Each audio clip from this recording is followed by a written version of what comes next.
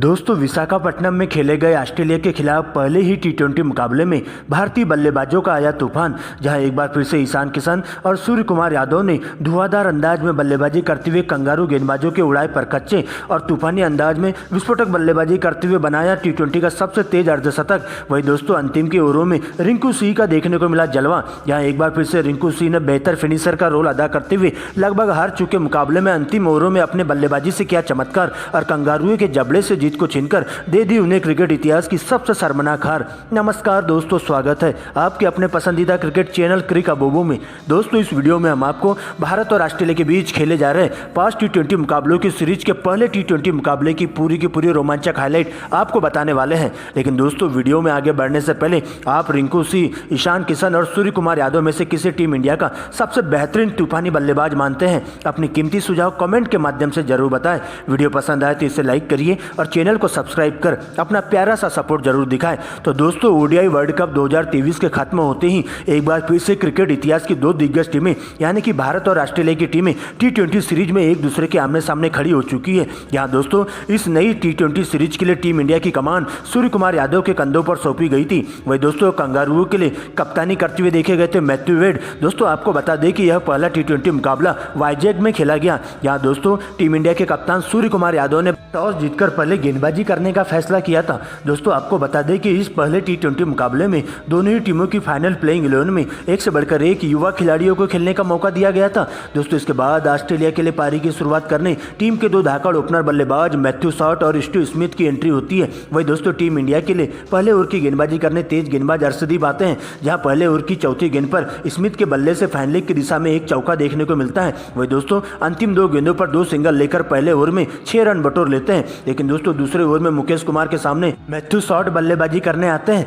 जहां बेहतरीन तरीके से 2 कवर ड्राइव लगाते हुए 8 रन बटोर लेते हैं। दोस्तों इसके बाद दोनों ही बल्लेबाज अपने हाथ खोलते हुए तेजी से रन बनाना चालू कर देते हैं और 4 ओवरों में ही टीम के स्कोर को 30 रनों के पार पहुंचा देते हैं। लेकिन दोस्तों इसी बीच 5वें ओवर में टीम इंडिया के स्पिन गेंदबाज रवि बिश्नोई के हाथों में गेंदबाजी थमा दी जाती है। यहाँ दोस्तों रवि बिश्नोई आते ही टीम इंडिया को पहली सफलता दिलाते हैं और दोस्तों कंगारू टीम को 31 के स्कोर पर पहला बड़ा झटका मैथ्यू शॉट के रूप में दे देते हैं। यहाँ दोस्तों 5वें ओवर की चौथी गेंद पर मैथ्यू शॉट 13 रन बनाकर रवि बिश्नोई की गेंद पर क्लीन बोल्ड हो जाते हैं और इस प्रकार से कंगारू की टीम को पहला बड़ा झटका लग जाता है। लेकिन दोस्तों एक छोर से स्टीव स्मिथ अभी भी अंगद की तरह डटे हुए रहते हैं और अब उनका साथ देने के लिए ऑस्ट्रेलिया के सलामी विकेटकीपर बल्लेबाज जोश इंग्लिश की एंट्री होती है, जहां दोनों ही बल्लेबाज शुरुआत में काफी संभल कर बल्लेबाजी करते हुए चले जाते हैं और टीम इंडिया के तेज गेंदबाजों के साथ साथ स्पिन गेंदबाजों पर पूरी तरह से दबाव बनाना शुरू कर देते हैं। जहां दोनों ही बल्लेबाज अच्छे गेंदों को छोड़ते हुए खराब गेंदों पर बड़े लंबे छक्के मारना चालू कर देते हैं और सबसे पहले स्टीव स्मिथ अपना 50 पूरा करते हैं। लेकिन दोस्तों इसी बीच 50 पूरा होने के बाद स्टीव स्मिथ का तूफान देखने को मिलता है,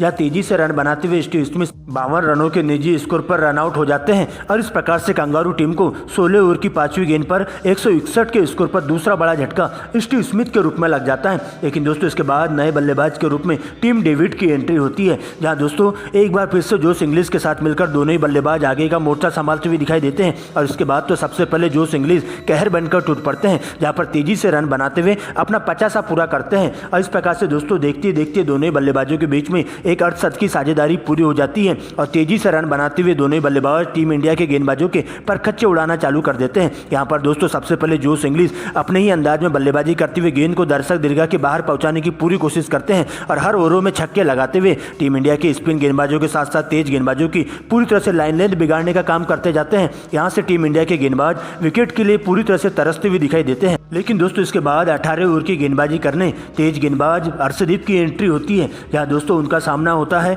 जोश इंग्लिश से और पहले ही बाउंसर गेंद पर एक गगनचुंबी छक्का दर्शक दीर्घा में पहुंचा देते हैं और इस छक्के की मदद से ही जोश इंग्लिश मात्र 47 गेंदों में ही अपनी सेंचुरी पूरी कर लेते हैं। दोस्तों इसके बावजूद भी उनका बल्ला यही नहीं रुकता है और अगली 2 गेंदों पर बैक टू बैक 2 करारे चौके जड़ देते हैं। लेकिन दोस्तों तेजी से रन बनाने के चक्कर में प्रसिद्ध कृष्णा जोश इंग्लिश को अपना शिकार कर जाते हैं। जहां दोस्तों प्रसिद्ध कृष्णा की गेंद पर एक और गगनचुंबी छक्का लगाने के चक्कर में जोश इंग्लिश सीमा रेखा के पास यशस्वी जायसवाल के हाथों कैच आउट हो जाते हैं और इस प्रकार से कंगारू की टीम को 18.2 ओवरों में 180 के स्कोर पर जोश इंग्लिश के रूप में तीसरा झटका लग जाता है। लेकिन दोस्तों तब तक जोश इंग्लिश अपना काम कर चुके रहते हैं और अपनी टीम को एक मजबूत स्थिति में लाकर खड़ा कर देते हैं। दोस्तों इसके बाद टीम डेविड का साथ देने के लिए मार्क स्टोनिस की एंट्री होती है। यहाँ पर पर दोस्तों अंतिम के दोनों ही ओवरों में इन दोनों ही बल्लेबाजों के द्वारा विस्फोटक अंदाज में बल्लेबाजी देखने को मिलती है, जहां सबसे पहले टीम डेविड के द्वारा इसी ओवर की अंतिम 2 गेंदों पर बैक टू बैक 2 करारे छक्के लगाए जाते हैं। जबकि दोस्तों 20वें ओवर में एक बार फिर से अर्शदीप को टारगेट किया जाता है,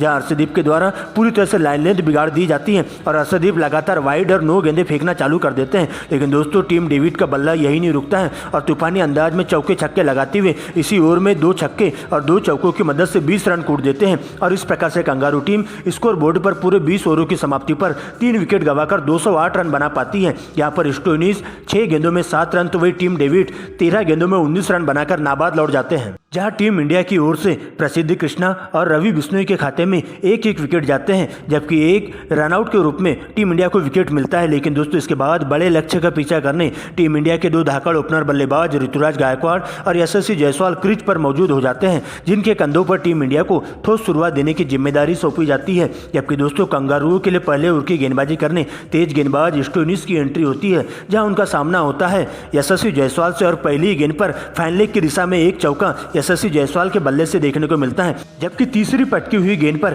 करारा प्रहार करते हुए गेंद को सीधा दर्शक दीर्घा में 6 रनों के लिए भिजवा देते हैं और इस प्रकार से स्टोइनिस के ऊपर पूरी तरह से दबाव बनाने का काम करते हुए उनकी लाइन लेंथ बिगाड़ने की कोशिश करते हैं। लेकिन दोस्तों इसके बाद शानदार कमबैक करते हुए इसी ओवर की 5वीं गेंद पर सिंगल को डबल में कन्वर्ट करने के चक्कर में ऋतुराज गायकवाड़ को रनआउट का शिकार होना पड़ता है और इस प्रकार से टीम इंडिया को 11 के स्कोर पर पहला बड़ा झटका ऋतुराज गायकवाड़ के रूप में लग जाता है, जहां ऋतुराज गायकवाड़ बिना कोई गेंद खेले ही उन्हें पवेलियन की ओर लौटना पड़ता है और इस प्रकार से दोस्तों गुस्से से आग बबूला होते हुए ऋतुराज गायकवाड़ मैदान से बाहर जाते हुए दिखाई देते हैं और उनका खाता भी नहीं खुल पाता है। लेकिन दोस्तों इसके बाद ऋतुराज गायकवाड़ के बदले नए बल्लेबाज के रूप में ईशान किशन के मैदान में एंट्री होती है, जहां दोस्तों यशस्वी जायसवाल के साथ मिलकर दोनों ही बल्लेबाज कुछ संभल कर बल्लेबाजी खेलते हुए अच्छे शॉट्स लगाते हुए दिखाई देते हैं। यहाँ पर दोस्तों अगले ही ओवर में यशस्वी जायसवाल का बल्ला एक बार फिर से तूफानी अंदाज में गरजते हुए दिखाई देता है। लेकिन दोस्तों तीसरे ओवर की तीसरी गेंद पर एक और करारा प्रहार करने के चक्कर में यशस्वी जायसवाल अपना विकेट खो बैठते हैं और इस प्रकार से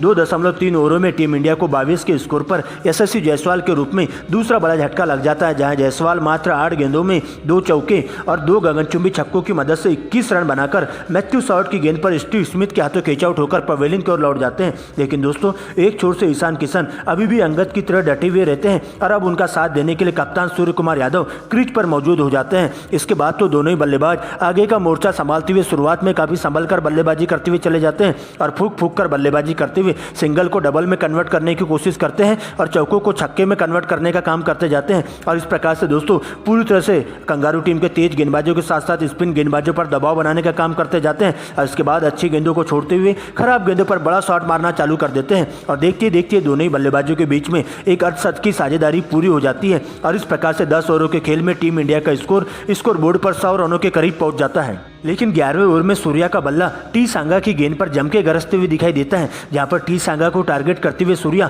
इसी ओवर में 2 छक्के और 2 चौकों की मदद से 20 रन कूट देते हैं और सांगा की पूरी तरह से धज्जियां उधेड़ कर रख देते हैं। जबकि दोस्तों 12वें ओवर में ईशान किशन भी बहती गंगा में हाथ धोते हुए दिखाई देते हैं और बैक टू बैक 3 लगातार चौके ईशान किशन के बल्ले से देखने को मिलते हैं और इस प्रकार से टीम इंडिया के स्कोर को तेजी से 120 रनों की ओर पहुंचाने की कोशिश करते हैं और इस प्रकार से दोनों ही बल्लेबाजों के बीच में एक शतक की साझेदारी पनपने लगती है। यहाँ पर दोस्तों दोनों ही बल्लेबाज अपने ही अंदाज में बल्लेबाजी करते हुए टीम इंडिया को एक मजबूत स्थिति में लाकर खड़ा कर देते हैं, जहां पर कंगारू टीम के स्पिन गेंदबाजों के साथ साथ तेज गेंदबाजों पर पूरी तरह से हावी होते हुए दोनों ही बल्लेबाज मैदान का भरपूर फायदा उठाते हुए गेंद को हवाई फायर में पहुंचाने की कोशिश करते हैं और तेजी से रन बनाते हुए सबसे पहले ईशान किशन मात्र 36 गेंदों में ही अपना 50 पूरा कर लेते हैं। जबकि दोस्तों दूसरे छोर से सूर्य कुमार यादव भी उनका बखूबी साथ देते हुए चलते हैं और लगातार स्ट्राइक रोटेट करते हुए वे भी अपने अर्धशतक की ओर बढ़ने लगते हैं। लेकिन दोस्तों ईशान किशन अर्धशतक पूरा करने के बाद अपने ही अंदाज में बल्लेबाजी करते हुए देखे जाते हैं, जहां पर चौके कम और छक्के ज्यादा लगाते हुए कंगारू टीम के गेंदबाजों को खून के आंसू रुलाते हुए दिखाई देते हैं। लेकिन दोस्तों तेजी से रन बनाने के चक्कर में ईशान किशन भी सीमा रेखा के पास कैच आउट हो जाते हैं,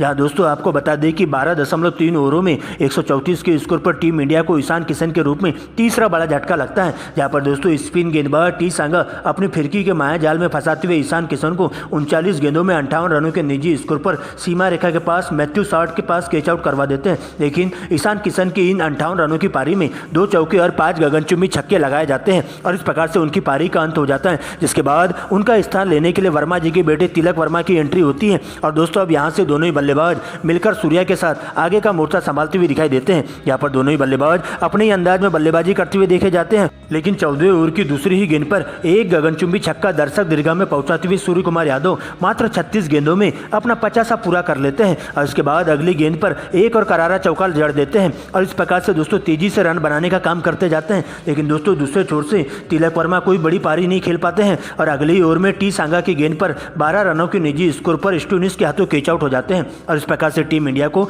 154 के स्कोर पर चौथा बड़ा झटका तिलक वर्मा के रूप में लगता है, जिसके बाद आईपीएल स्टार रिंकू सिंह सूर्या का साथ देने के लिए मैदान पर मौजूद हो जाते हैं। लेकिन दोस्तों इसके बाद 50 पूरा होते ही सूर्या अपना विकराल रूप दिखाते हैं और 5वीं गेंद में बल्लेबाजी करते हुए तूफानी अंदाज में चौके छक्के लगाना चालू कर देते हैं और तेजी से रन बनाते हुए टीम इंडिया को जीत की दहलीज पर लाकर खड़ा कर देते हैं और इस प्रकार से सूर्या अपने शतक की ओर बढ़ने लगते हैं। लेकिन दोस्तों इसी बीच 18.4 ओवरों में 194 के स्कोर पर अब टीम इंडिया को 5वां बड़ा झटका सूर्या के रूप में लग जाता है, जहां सूर्य कुमार यादव एक बार फिर से बड़ा शॉट खेलने के चक्कर में बैंड्रॉफ की गेंद पर आरोन हार्दिक के हाथों कैच आउट हो जाते हैं और उनकी 42 गेंदों में 80 रनों की तूफानी पारी का अंत हो जाता है, जिसमें 9 चौके और 4 गगनचुंबी छक्के लगाए जाते हैं। इसके बाद दोस्तों रिंकू सिंह का साथ देने के लिए अक्षर पटेल मैदान पर मौजूद हो जाते हैं। दोस्तों यहां से टीम इंडिया को अंतिम की 6 गेंदों में इस मुकाबले में जीत हासिल करने के लिए पूरे 7 रनों की दरकार होती है, जहां पर दोस्तों रिंकू सिंह अपने अंदाज में बल्लेबाजी करते हुए तेजी से रन बनाने का काम करते हैं। लेकिन दोस्तों दूसरे छोर से कोई भी बल्लेबाज उनका साथ देते हुए नहीं चलता है, क्योंकि दोस्तों अक्षर पटेल